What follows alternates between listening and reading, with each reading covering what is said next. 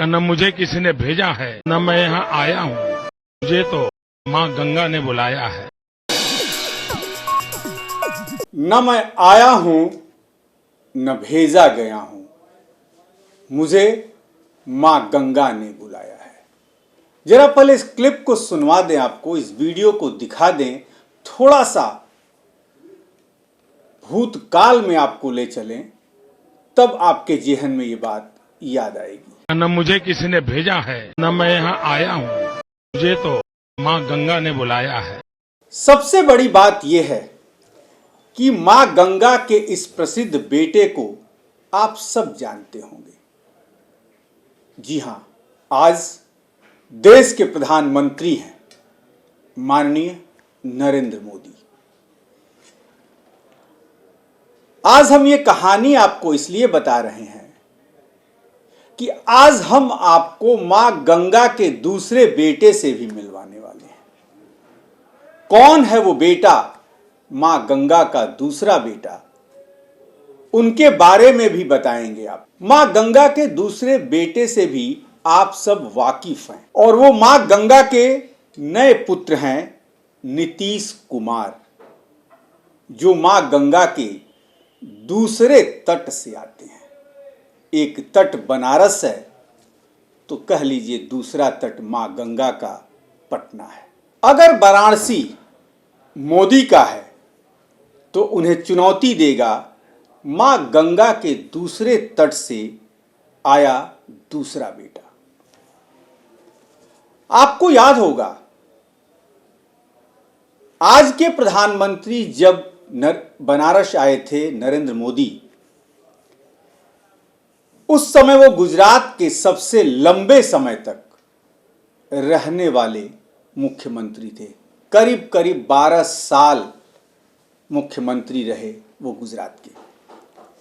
अब जब मां गंगा के दूसरे गंगा पुत्र नीतीश कुमार वाराणसी आएंगे, तब वो बिहार के सबसे लंबे समय तक पदस्थापित मुख्यमंत्री हैं, करीब करीब 18 साल। जी हां, इस बीच में तस्वीरें भी हम आपको दिखाते रह रहे हैं। जब गंगापुत्र मोदी बनारस आए थे, आप सबको याद होगा, तो उनकी शक्ति थी, उनके अंदर क्या पावर था, इसे भी जान लेना बिहार और बनारस वासियों को जरूरी है। तब उनकी ताकत थी गुड गवर्नेंस का रिकॉर्ड, मतलब इतनी अच्छी सरकार चलाए थे 12 साल, गुड गवर्नेंस का रिकॉर्ड उनके साथ था, और साथ था हिंदू फॉलोइंग। जी हां, हिंदू तत्व उनके साथ था, जिसको उन्होंने बखूबी भुनाया और अभी भी भुना रहे हैं। जब मां गंगा का दूसरा बेटा बनारस पहुंचेगा तो उसके पास भी ताकत है। ऐसा नहीं है कि उसके पास ताकत नहीं है। जिस तरीके से कर्ण और अर्जुन में दोनों कमजोर नहीं थे, लेकिन हारना तो किसी को था ही। तो मां गंगा के दूसरे तट से गंगा पुत्र नीतीश की भी ताकत है, और वो ताकत है गवर्नेंस का रिकॉर्ड, उसके साथ ही अति पिछड़े पर बादशाहत। ये सबसे बड़ी ताकत है। दूसरे तट से गंगा पुत्र जो जाएंगे नीतीश कुमार, उनके पास अति पिछड़ों पर राज करते हैं, बादशाहियत है उनकी। ये बहुत बड़ी ताकत है मां गंगा के दूसरे बेटे की। और सबसे बड़ी जो ताकत है, सोशल जस्टिस के चैंपियन है। आपने देखा होगा, सोशल जस्टिस पर कोई कॉम्प्रोमाइज कभी भी मां गंगा के दूसरे पुत्र, जो फिलहाल बिहार के मुख्यमंत्री हैं, नहीं करते हैं। सबसे बड़ी बात है, तब जाहिर है मोदी ने गुजरात को नई ऊंचाई दी।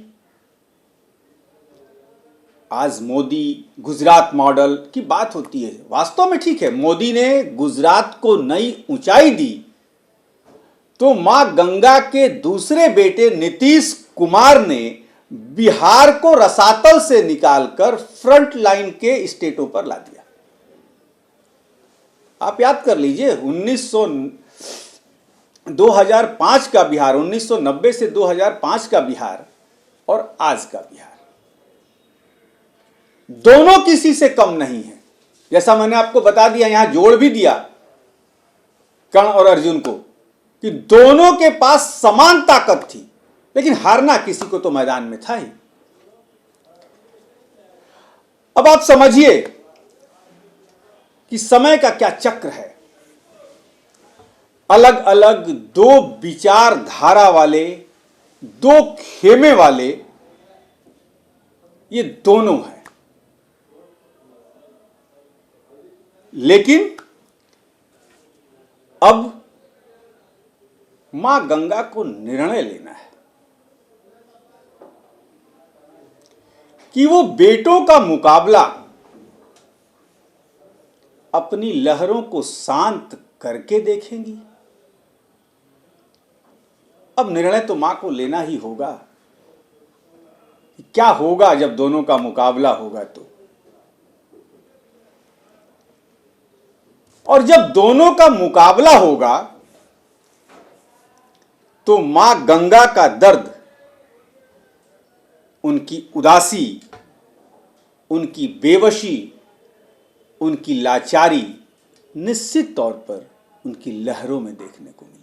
सबसे बड़ी बात यहां यह आएगी कि क्या भविष्य उनके दोनों बेटों को कभी मिलाएगा, या वो गंगा के दोनों किनारों की तरह हमेशा अब अलग रहेंगे। तब मां गंगा का दर्द जो है बिहार वासियों को भी महसूस होगा और काशी के यानी वाराणसी के निवासियों को। मां गंगा कहा जाता है कि अपने बच्चों को सिर्फ आशीर्वाद देती हैं।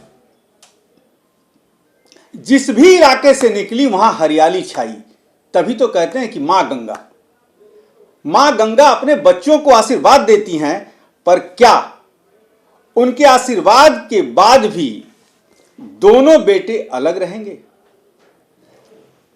आने वाले इस पूरे घटना चक्र को पूरा देश देखेगा, लेकिन हम इसे भविष्य के गर्भगृह में छोड़कर इंतजार करें समय का कि जब महामुकाबला होगा तो क्या होगा। मां गंगा का कौन सा बेटा धराशाही होगा और कौन विजयी होगा, इसे हम भविष्य के गर्भगृह में छोड़ दें और इंतजार करें। आज के लिए बस इतना ही। मैं मनोज चतुर्वेदी आपसे विदा लेता हूं।